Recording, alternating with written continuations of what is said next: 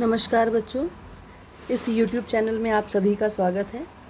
पिछले वीडियो में जो हमने पिछली कक्षा में आपको वीडियो दिए थे, उसमें रामधारी सिंह दिनकर द्वारा रचित अभिनव मनुष्य कविता की चर्चा हमने की थी। अभिनव मनुष्य कविता के अंतर्गत कवि ने कहा है कि मानव ने आज प्रकृति पर संपूर्ण विजय पा ली है, तमाम ब्रह्मांड के भेदों का ज्ञाता बन गया है। वो मनुष्य फिर भी रुका नहीं है, मनुष्य और आगे बढ़ना चाहता है, क्योंकि मनुष्य हर समय हर क्षण कुछ नया चाहता है। उसके मन में एक ऐसी भावना है कि जिन चीज़ों का ज्ञान उसे हो गया है उनमें उसकी रुचि नहीं होती। तो आगे की पंक्तियों में देखते हैं कवि क्या कहना चाहते हैं। नव्य नर की मुष्टि में विकराल हैं सिमटते जा रहे प्रत्येक क्षण दिक्काल। कवि कहते हैं नव्य मीन्स आधुनिक, आज का मानव, जो नव्य नर अर्थात आज का मानव।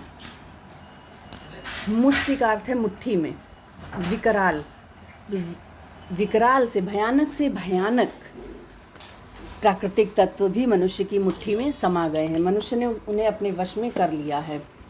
हैं सिमटते जा रहे प्रत्येक क्षण दिक्काल, दिशाओं के काल भी, जो दिशा काल के रूप में जिन दिशाओं तक मनुष्य कभी पहुंचने के लिए सोच भी नहीं पाता था, आज के मानव ने, आधुनिक मानव ने, नवीन मानव ने उन दिशाओं को अपनी मुट्ठी में समेट लिया है। प्रत्येक क्षण उन्हें समेटता जा रहा है। यह मनुज अर्थात जो आज का मानव, जिसका गगन में जा रहा है यान, आज का मानव जिसने आसमान तक अपना यान उड़ा दिया, आसमान तक वो घूम आया। कांपते जिसके करों को देखकर परमाणु, जिसके हाथों को, करों का अर्थ है हाथों को देखकर परमाणु स्वयं कांप उठते हैं। खोलकर अपना हृदय गिरी सिंधु भू आकाश। हृदय कौन कौन? गिरी पर्वत, समुद्र, पृथ्वी, आकाश। मनुष्य के सामने या मनुष्य से भयभीत होकर पर्वत, समुद्र, पृथ्वी और आकाश अपने हृदय को खोल कर रख देते हैं, अर्थात अपने अंतर मन की हर बात को मानव के सामने स्पष्ट कर देते हैं। या फिर कहें कि मानव ने, चाहे वो पर्वत हो, चाहे समुद्र हो, या पृथ्वी हो, या आकाश हो, हर तत्व के अंदर तक की परतों की बात को जान लिया है, रहस्य को जान लिया है। कि किसी समय में ये नहीं पता था कि आकाश कहाँ तक है, लेकिन आज मनुष्य ने आकाश को भी नाप लिया है और आकाश के भीतर छिपे उस अंतरिक्ष तक पहुँच गया है, जहाँ तक कभी जो एक कल्पनाओं में हुआ करते थे कवियों की, चांद और सूरज, वहाँ तक मानव ने अपने यान को पहुँचा दिया है। समुद्र की गहराई को नाप लिया है, समुद्र के भीतर छिपे खनिजों को देख लिया है, समुद्र की जो शक्ति है, जो सीमाएं हैं, उनको मनुष्य ने देख लिया है। पृथ्वी के अंदर जितनी भी परतें हैं, हर परत मनुष्य ने पता लगा ली है सुना जिसको चुके निज गुह्यतम इतिहास। वो मानव है, आज का मानव, जिसको धरती, आकाश, समुद्र, पर्वत सभी अपने गुह्यतम इतिहास को, गूढ़ इतिहास को, जो एक गहराइयों तक छिपा हुआ इतिहास है, उसे भी, अपने इतिहास को भी मानव को सुना चुके हैं। खुल गए पर्दे, अब सारे पर्दे, सारे रहस्य हट चुके हैं। अब मानव के लिए कुछ भी क्या रह गया? अब क्या यहाँ अज्ञेय का अर्थ है जिसे जाना ना जा सके। अब यहाँ क्या ऐसा है, प्रश्नवाचक चिन्ह लगा है कि अब यहाँ क्या ऐसा रह गया जो मानव के लिए अज्ञेय है, जिसे मानव नहीं जान सकता। किंतु मानव यहाँ पर भी नहीं रुक रहा, मानव नहीं रुकना चाहता।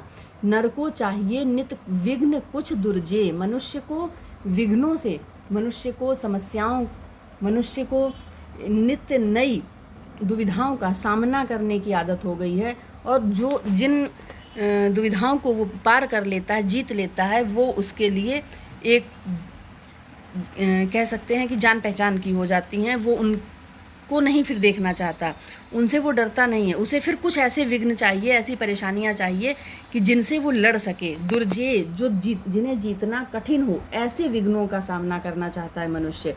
मनुष्य में ऐसी एक शक्ति उसके अंदर है कि नित्य प्रति वो नया चाहता है। सोचने को और करने को नया संघर्ष, मनुष्य को नित्य सोचने के लिए कुछ नया चाहिए, उसे करने के लिए नए संघर्ष चाहिए। जिन संघर्षों को वो पार कर लेता है, जिन संघर्षों को वो सुलझा लेता है, फिर उनसे नहीं डरता और ना ही वो उन्हें दोबारा सुनना समझना चाहता है।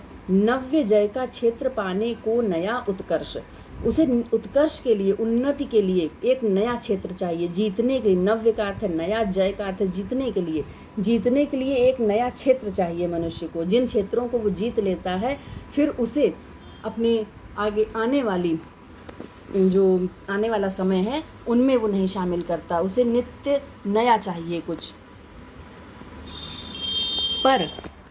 परंतु, पर का अर्थ है परंतु, धरा सुपरीक्षिता अच्छी तरह से परखी हुई, समझी हुई, विश्लिष्ट स्वाद विहीन, मानव के लिए ये पृथ्वी कैसी हो गई है? अच्छी तरह से परखी हुई, क्योंकि पृथ्वी के हर अंश को, हर तत्व को मानव समझ चुका है। विश्लिष्ट, स्वाद विहीन, मनुष्य के लिए कैसी हो गई है पृथ्वी? स्वाद विहीन, भली प्रकार से देखी परखी हुई। यह पढ़ी पोथी न दे सकती प्रवेग नवीन। अब ये एक उस पढ़ी हुई पुस्तक के समान, पोथी का अर्थ है पुस्तक, पढ़ी हुई पुस्तक के समान है मानव के लिए। जैसे किसी एक पुस्तक को हम एक बार पढ़ लेते हैं, फिर दोबारा उसे पढ़ने की में उतनी रुचि नहीं आती है, या फिर पढ़ने का मन ही नहीं करता। तो ठीक वैसे ही मानव के लिए, मानव जिन चीज़ों को जान लेता है, समझ लेता है, जिनके रहस्य को जान जाता है, फिर उनकी ओर अपना ध्यान नहीं लगाता। तो ठीक वैसे ही ये पृथ्वी मनुष्य के लिए स्वाद विहीन हो गई है, उससे रुचिकर नहीं लगती, उसे प्रवेग नवीन, उसे कोई नई दिशा नहीं दे सकती है, नया ज्ञान नहीं दे सकती है। यह सोचकर मनुष्य इस ओर ध्यान नहीं देता। एक लघु हस्ता मलक यह भूमि मंडल गोल। मनुष्य के लिए पृथ्वी कैसी है? लघु हस्ता मलक। लघु का अर्थ है छोटा, हस्ता मलक आंवला। भूमि मंडल, हाथ पर रखे हुए किसी छोटे आंवले की तरह ये पृथ्वी मनुष्य के लिए आज है। एक समय था जब मनुष्य को ये पता नहीं था कि पृथ्वी गोल है या चपटी है, परंतु आज आधुनिक मानव ने इतनी वैज्ञानिक प्रगति कर ली है कि उसके लिए पृथ्वी कैसी है? एक हाथ में रखे हुए आंवले की तरह, जिसे वो जब चाहे तब पूरा घुमा सकता है। मानवों ने पढ़ लिए सब पृष्ठ जिसके खोल, और ये पृथ्वी मानव के लिए ऐसी पुस्तक है जिसके हर पन्ने को मानव ने खोलकर पढ़ लिया है, और एक बार पढ़ने के बाद मानव उसी पृष्ठ को, उसी पन्ने को दोबारा नहीं पढ़ना चाहता। किंतु नर प्रज्ञा सदा गतिशालिनी उद्याम। किंतु लगा है, कवि क्या कहना चाहता है यहाँ पर? ये कुरुक्षेत्र की पंक्तियाँ हैं। कवि कहता है कि मनुष्य ने विज्ञान के बल पर पृथ्वी के सारे रहस्यों को जान तो लिया है, पृथ्वी की कोई भी वस्तु मनुष्य के लिए अब जानने योग्य शेष नहीं बची है, किंतु मनुष्य की बुद्धि, नर प्रज्ञा, प्रज्ञा का अर्थ है बुद्धि, नर प्रज्ञा सदा गतिशालिनी, सदा गतिशील रहने वाली, गति देने वाली। मनुष्य की बुद्धि कभी रुकती नहीं है, वो हमेशा गतिशील और ना रुकने वाली है। उद्याम, ये नियंत्रण में भी नहीं रहती है, इसे बांध कर नहीं रख सकता। ले नहीं सकती, नहीं रुक एक पल विश्राम। मनुष्य की बुद्धि एक पल के लिए रुककर विश्राम नहीं कर सकती है। यह परीक्षित भूमि, यह पोथी पठित प्राचीन। ऊपर जो उदाहरण दिए थे वही कवि कह रहा है यहाँ पर, यह एक परीक्षित, जानी परखी हुई भूमि है जिसके सारे रहस्य मनुष्य ने खोल दिए हैं, और ये पढ़ी हुई पुस्तक के समान है जो मनुष्य के लिए पुरानी हो गई है। सोचने को दे उसे अब बात कौन नवीन। अब कौन सी नई बात जो मनुष्य को एक नई सोच दे सके, नया विचार दे सके, जिस पर मनुष्य नए रूप से विचार कर सके। अब कौन सी बात? तात्पर्य ये है कि पृथ्वी और आकाश जब कुछ भी नहीं बचा मनुष्य के लिए, तो अब किस पर वो चर्चा करे, अब क्या करे? यह लघु ग्रह भूमि मंडल व्योम यह संकीर्ण। ये ग्रह सारे, भूमि मंडल, पृथ्वी कैसा है? भूमि मंडल मनुष्य के लिए एक छोटे ग्रह के समान है, और व्योम यह संकीर्ण, अब ये आकाश भी उसके लिए संकीर्ण लगता है, सीमित लगता, संकुचित हो गया है। चाहिए नर को नया कुछ और जग विस्तीर्ण। मनुष्य को कुछ और नया विस्तृत संसार चाहिए जो उसकी सोच को और आगे ले जाए। मनुष्य की बुद्धि को ऐसा चाहिए कि जो ना जानने योग्य, जो कठिनाई से समझ में आने योग्य हो, कठिनाई से विचार करने योग्य हो, ऐसा मनुष्य को कुछ चाहिए। इसलिए पृथ्वी से आगे अब उसे और कुछ नए विषय चाहिए।